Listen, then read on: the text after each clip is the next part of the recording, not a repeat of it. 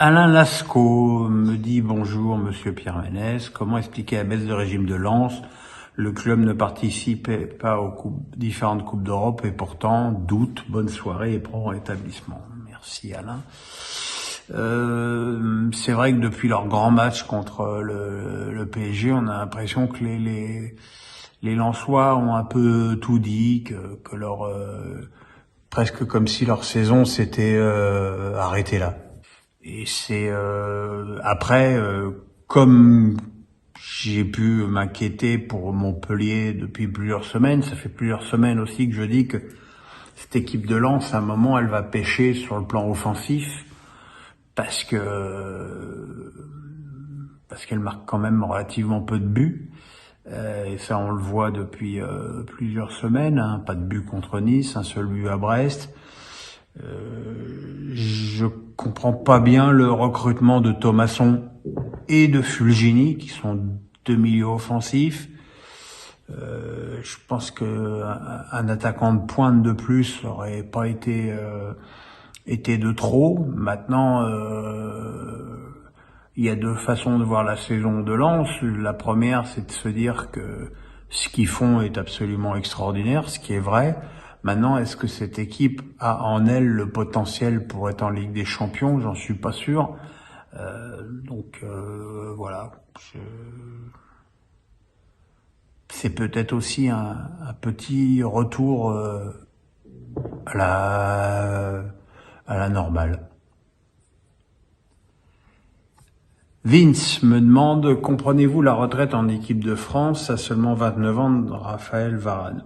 Alors évidemment, posé comme ça, 29 ans pour arrêter, surtout pour un arrière central, c'est très très jeune.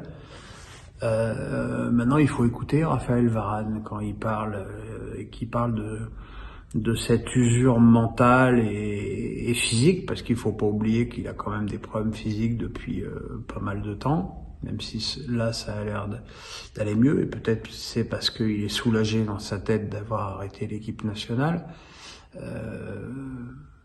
Tout le monde le dit dans le milieu du football, qu'il y a trop de matchs, trop de compétitions, que les joueurs n'ont pas assez de plages de repos, et que d'un côté, on veut pas que les joueurs se dopent, mais d'un côté, on leur demande, quand ils sont au top niveau, de faire 60 matchs par an.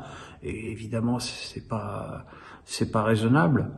Après, peut-être que ça cache un mal-être en équipe de France, ça j'en sais rien, mais c'est vrai que la question peut être posée. Après, il a le droit de revenir aussi sur sa décision. Maintenant, c'est vrai que c'est un poste où il y a quand même beaucoup de jeunes très intéressants qui postulent. Donc voilà, merci pour tout Raphaël, et j'espère que tu as fait le bon choix pour toi. Alex Nissa du 06 nous pose une petite rafale de questions. Monaco qui revient sur Lens ce week-end. Vois-tu Monaco coiffer Lens sur le podium d'ici à la fin du championnat? Alors, j'ai envie de dire, compte tenu de l'effectif de Monaco, ça me paraît, par rapport à celui de Lens, ça me semblerait déjà être la moindre des choses. Après, je suis toujours un peu dubitatif sur les matchs de Monaco, c'est-à-dire que je trouve pas qu'ils aient une emprise sur les matchs incroyable, et pourtant ils arrivent à gagner assez souvent. Et bizarrement, c'est quand ils gagnent pas que je les trouve les meilleurs, comme à Marseille. C'est une équipe qui est capable de très bien faire, et qui de temps en temps est capable de déjouer ou de manquer de concentration. Je pense que le match du week-end prochain contre le PSG sera un vrai test pour eux. Et Alex Nissa du 06, décidément très en forme, me dit le PSG est loin d'être au mieux et un Marseille très solide ces dernières semaines. Crois-tu à la qualification de l'OM mercredi en coupe? Oui, j'y crois, parce que d'abord le match il est au Vélodrome, et c'est vrai que je vois pas grand-chose dans cette équipe du PSG qui puisse entraver la fougue marseillaise. Pour la beauté du match, j'espère que Neymar sera là, parce que voilà, Le problème du PSG, c'est ce milieu de terrain qui manque totalement de consistance et de jeu vers l'avant, même si là aussi Verratti sera de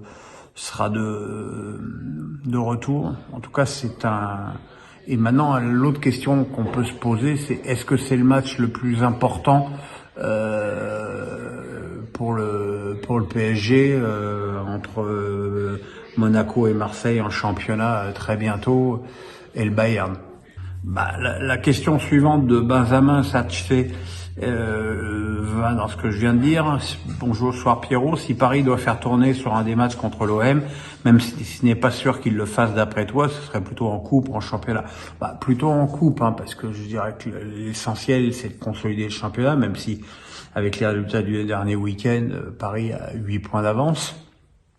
Malgré tout, Paris est très attaché à la coupe, et puis c'est pas n'importe quel match, c'est un Marseille, donc ça m'étonnerait que